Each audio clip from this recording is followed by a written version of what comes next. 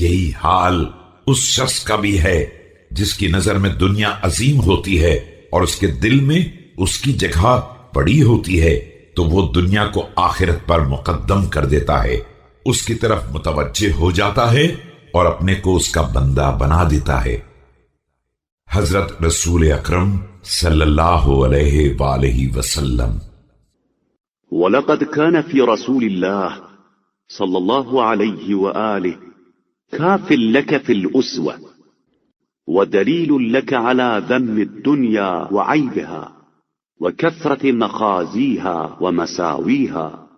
یقیناً رسول اکرم صلی اللہ علیہ وآلہ وسلم کی زندگی تمہارے لیے بہترین نمونہ ہے، اور دنیا کی ذلت اور اس کے عیوب کے لیے بہترین رہنما ہے کہ اس میں ذلت اور رسوائی کے مقامات بکثرت پائے جاتے ہیں۔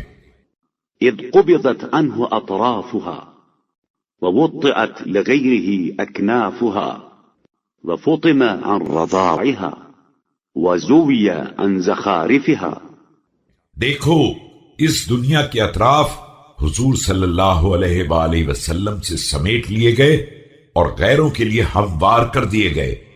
آپ صلی اللہ علیہ وآلہ وسلم کو اس کے منافع سے الگ رکھا گیا اور اس کی آرائشوں سے کنارہ کش کر دیا گیا۔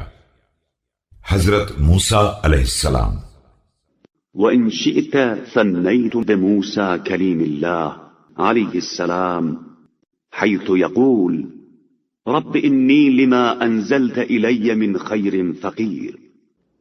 اور اگر آپ صلی اللہ علیہ وآلہ وسلم کے علاوہ دوسری مثال چاہتے ہو تو وہ حضرت موسیٰ کلیم اللہ علیہ السلام کی مثال ہے، جنہوں نے خدا کی بارگاہ میں گزارش کی کہ پروردگار، میں تیری طرف سے نازل ہونے والے خیر کا محتاج ہوں۔